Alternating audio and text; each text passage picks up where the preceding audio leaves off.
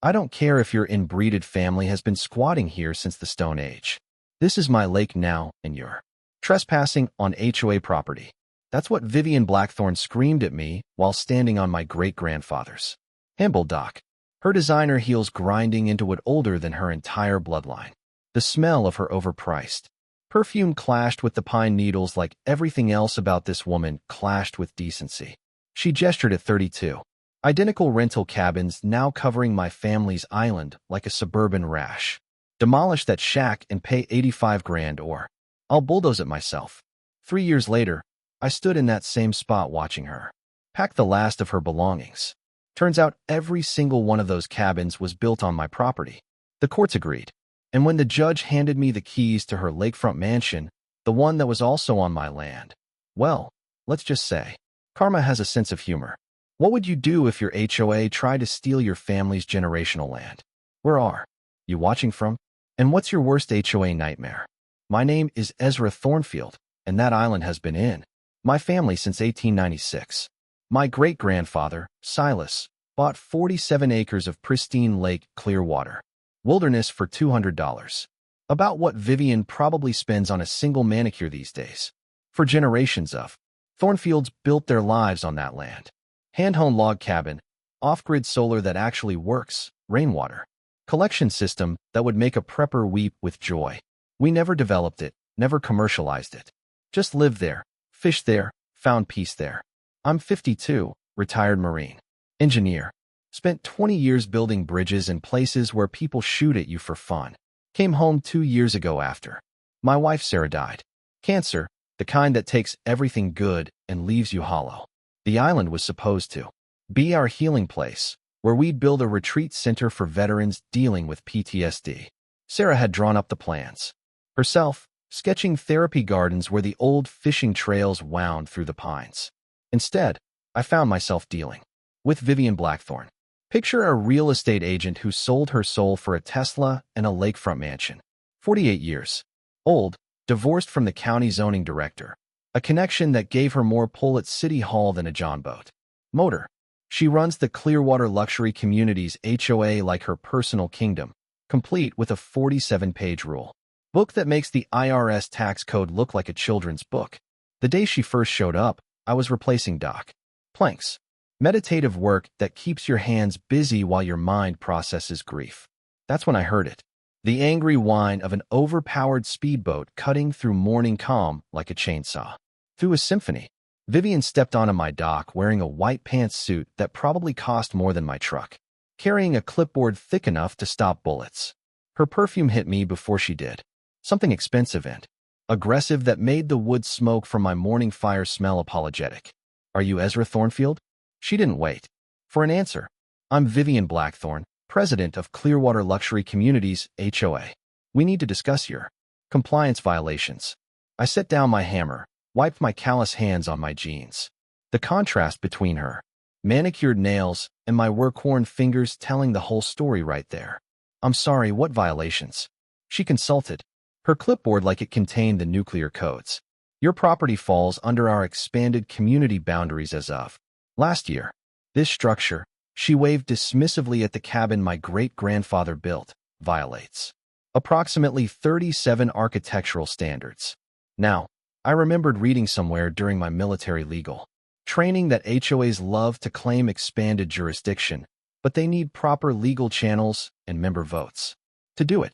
Something told me I should probably check if Vivian's boundary expansion was actually filed with the county. Most people assume it was done legally, but you'd be surprised how often it wasn't. Ma'am, with respect, this island predates your HOA by over a century.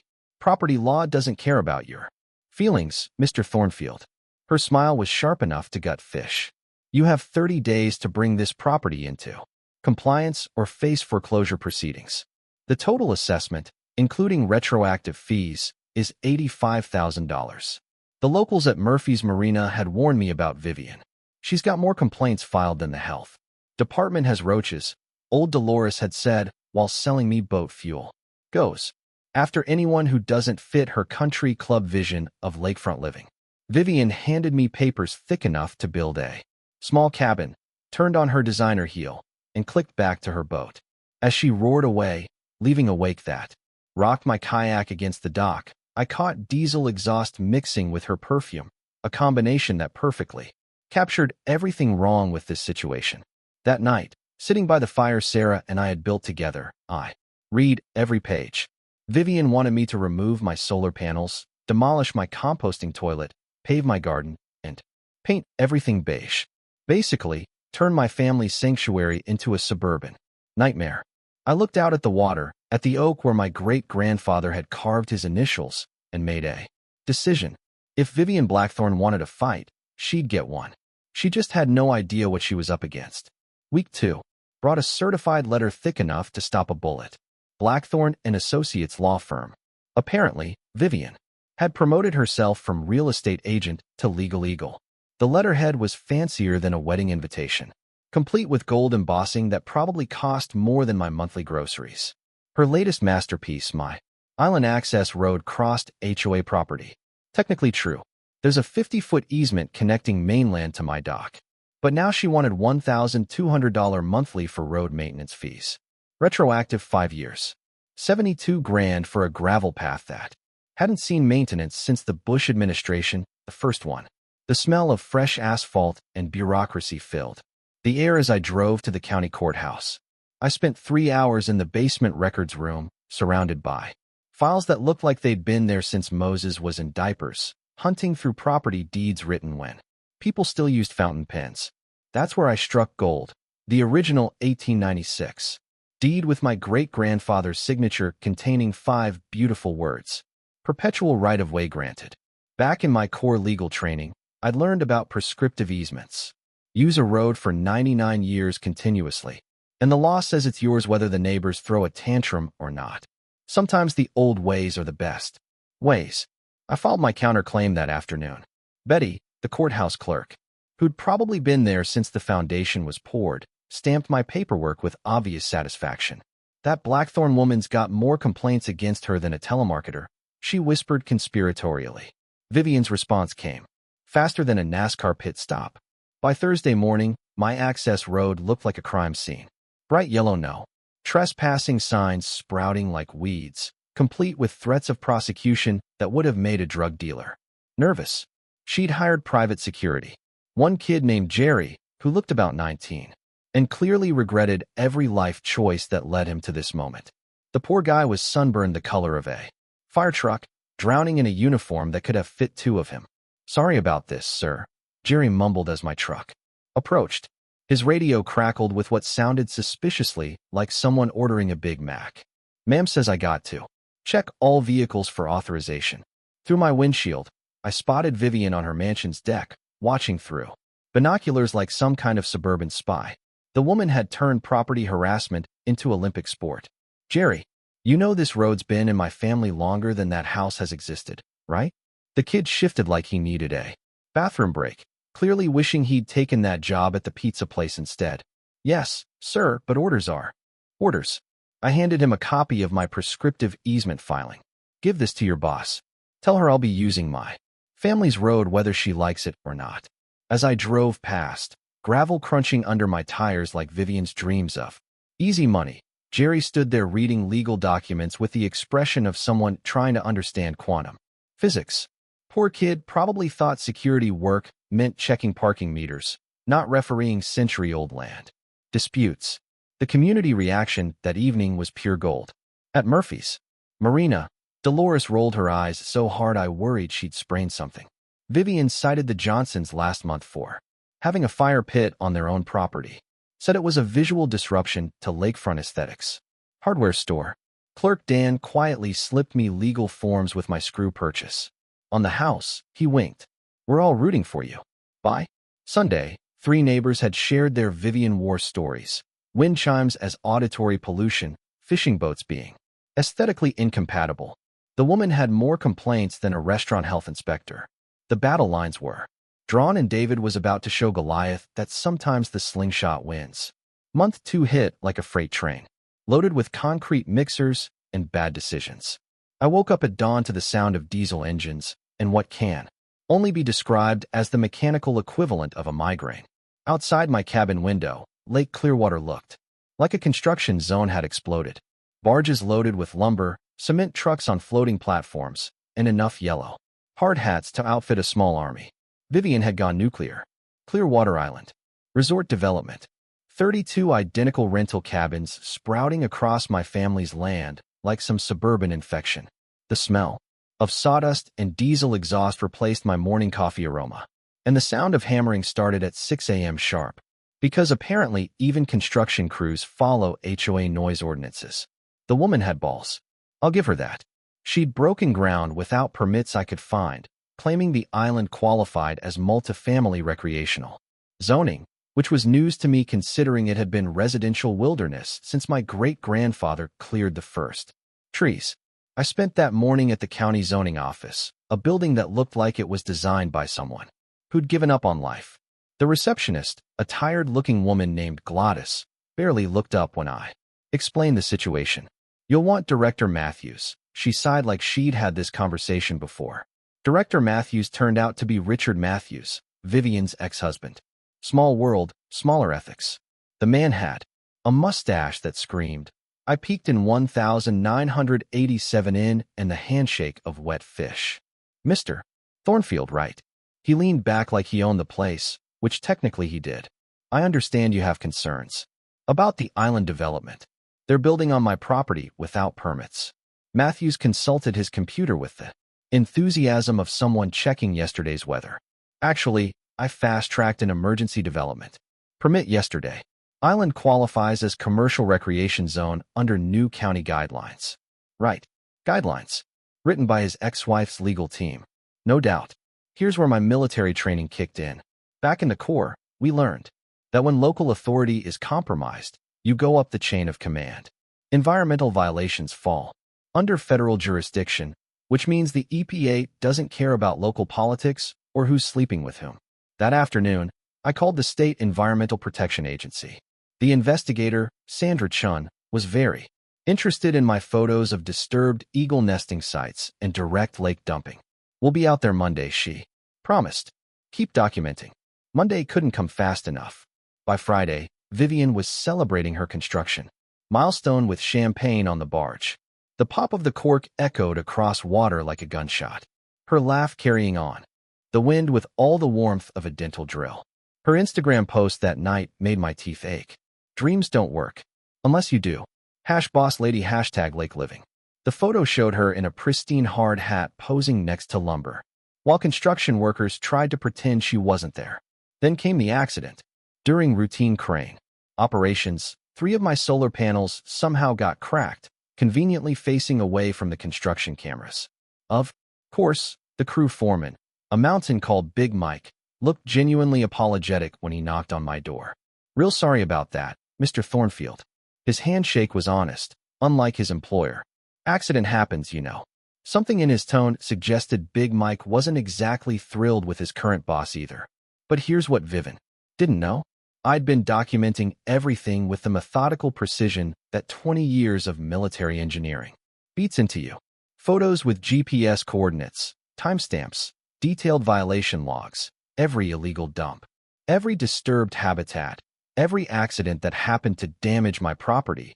The EPA investigation would find enough violations to shut down the entire project, portable toilets dumping directly into the lake, construction debris floating like confetti, and one very illegal disturbance of a federally protected eagle nesting site. As I watched another barge load of materials arrive, I almost felt sorry for Vivian. She was spending a fortune building on land she didn't own, violating federal environmental laws in the process. But that sympathy lasted about as long as the sound of her next champagne cork popping. Let her build. Every nail hammered was another dollar I'd eventually collect. Month 3 brought Vivian's most vicious attack yet. I was splitting firewood behind the cabin, the kind of repetitive work that helps process grief and keeps your hands steady, when Jerry appeared with another official envelope. The kid looked more miserable than a wet cat, probably wondering why security work involved so much paperwork delivery. The envelope contained a nuisance property complaint, thick enough to stop a bullet, complete with telephoto photos of my cabin taken from every angle, like I was running a meth lab instead of living quietly on family land. Apparently, my composting toilet violated health and safety standards. My rainwater collection was an environmental hazard, and my entire existence was incompatible with community standards. The smell of wood smoke and autumn leaves couldn't mask the stench of this legal garbage. Vivian wanted the county to condemn my cabin as uninhabitable and force me off the island entirely. The woman had escalated from property disputes to personal warfare, but Marines don't retreat. We just advance in a different direction. The next morning, I called County Health Inspector Rodriguez myself and invited him for a voluntary inspection. Sometimes the best defense is making your opponent's lies obvious. Rodriguez arrived 2 days later, a straight shooter, who'd clearly seen every kind of living situation from luxury mansions to actual health hazards. He spent 3 hours examining my setup with the thoroughness of someone who cared about facts over politics. This composting system's better than half the septic tanks I inspect, he admitted, checking my EPA certification. Your rainwater collection's textbook perfect. Honestly, your cabin's in better shape than most houses built this decade. While documenting my completely legal lifestyle, Rodriguez dropped a bombshell. Those new cabins across the water, 14 missing permits, including septic, whole developments flagged for violations.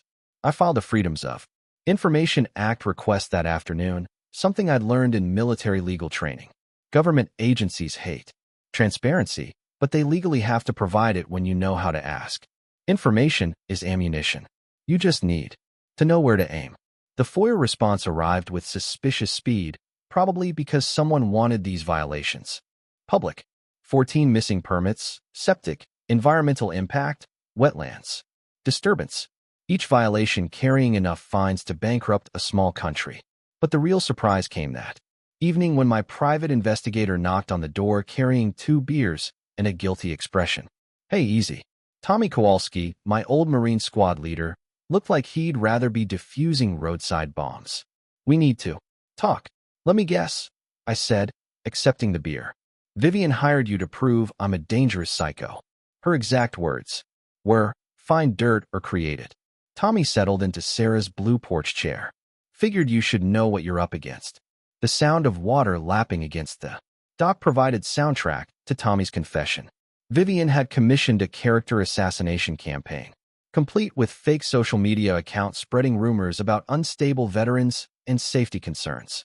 Her neighborhood Facebook group was lighting up with carefully edited photos and misleading posts about threatening behavior. She's got some petition going around claiming you threatened construction workers, Tommy continued. Pure fiction, but she's got signatures from people who've never even met you. The irony was rich enough to choke on. A woman, illegally dumping sewage, destroying wildlife habitat, and violating enough building codes to flatten a small city, was painting me as the dangerous one because I lived off-grid and minded my own business. That night, organizing my great-grandfather's papers by lamplight, I found something that made me nearly spill my coffee. Hidden in an old metal box behind tax receipts and boundary agreements was the original 1896 survey map. My family's island wasn't 31 acres, like modern records claimed. It was 47 acres, 16 missing acres that included prime lakefront where Vivian had built her mansion and half her development. I spread both maps across the kitchen table, comparing survey lines to current satellite photos. There was no question. Vivian's entire empire sat on Thornfield family property. The woman had been harassing me for land that was already mine. That discovery hit me like a sledgehammer to the chest. I sat there, in the lamplight, coffee growing cold, staring at 2 maps that told completely different stories about the same piece of Earth. The original 1896 survey, handsaw with the precision of men who measured land with chains and compass, showed boundary lines extending far beyond what modern county records claimed. Vivian's lakefront mansion, her command center for this harassment campaign, sat squarely on Thornfield family property, her boat dock, manicured lawn, Tesla charging station, all of it built on land my great-grandfather had paid for with honest sweat and $200. The smell of old paper mixed with wood smoke as I traced survey lines with trembling fingers. Every single one of those 32 rental cabins was an illegal structure on my Property. 3 years of construction, hundreds of thousands in development costs, all happening on land she had no right to touch. The implications hit like dominoes falling. This wasn't about defending my legacy anymore. Vivian had unknowingly handed me her entire empire. Every HOA fee collected, every rental dollar, every improvement to her mansion was legally mine under property law. I fired up my laptop and dove into research with the intensity Marines bring to life or death situations. Quiet, title actions, adverse possession, unjust enrichment, legal concepts I'd heard about but never needed until this moment became my new vocabulary. Here's what I learned during that all-night education. When property records conflict with surveyor measurements, the surveyor always wins. County clerks make mistakes, computers glitch, and sometimes people deliberately alter records. But iron stakes driven into bedrock in 1896 don't lie. And the law knows it. A quiet title action establishes ownership when records conflict. Exactly my situation. Adverse possession requires open, notorious, and continuous use for the statutory period, which Vivian hadn't achieved. An unjust enrichment. That beautiful legal principle lets you recover profits someone made from your property. Plus, damages and interest. The texture of those old survey papers felt like holding pieces of justice as I compared measurements. Somehow 16 acres had vanished during the 1987 county computerization. Glottis had mentioned that transition. Lots of records got simplified during digital conversion. Simple mistakes, she'd called them. Simple corruption, more likely. But here's where my engineer brain kicked into overdrive. Direct confrontation would trigger every defensive legal maneuver her ex-husband could manufacture. She had deeper pockets, political connections, and the desperate ruthlessness of someone with everything to lose. Better strategy? Let her keep building. Every improvement was another dollar in my pocket when courts sorted this out. Every rental booking was unjust enrichment I could recover. Every month of delay meant more of her money investing in my property. I thought about Sarah, how she'd approach this chess match. She'd always been the strategic thinker, seeing 3 moves ahead while I studied the board. Patience easy, she used to say, her voice soft in the evening light. Let them hang themselves with their own rope. Outside, lights twinkled from Vivian's mansion. Technically my mansion. Now, where she was probably planning her next attack, completely unaware she was trespassing. The irony was thick enough to cut with her own surveying equipment. The emotional weight crashed over me like a rogue wave. This island wasn't just family history. It was Sarah's dream, too. She'd sketched therapy gardens where Vivian poured concrete, planned meditation spaces where construction equipment sat. Every violation was a violation of our shared vision for helping wounded veterans heal. But Sarah had taught me about timing during our weekend strategy games. Strike when your enemy is most committed to their mistake. Right now, Vivian was pouring everything into developing land she didn't own. Let her finish. Let her invest every dollar, every political favor, every ounce of energy into building my retirement fund. I carefully returned the maps to their metal box next to my great-grandfather's Purple Heart and grandfather's Bronze Star. For generations of Thornfields had protected this land through wars, crashes, and tragedies. Now it was my turn to protect it from the worst enemy yet. Suburban tyranny disguised as community standards. Tomorrow I'd build my legal dream team. Tonight I'd sleep, knowing every nail Vivian's crew hammered was another nail in her financial coffin. Building a legal dream team feels a lot like assembling a Marine squad. You need specialists who know their jobs and aren't afraid of a fight.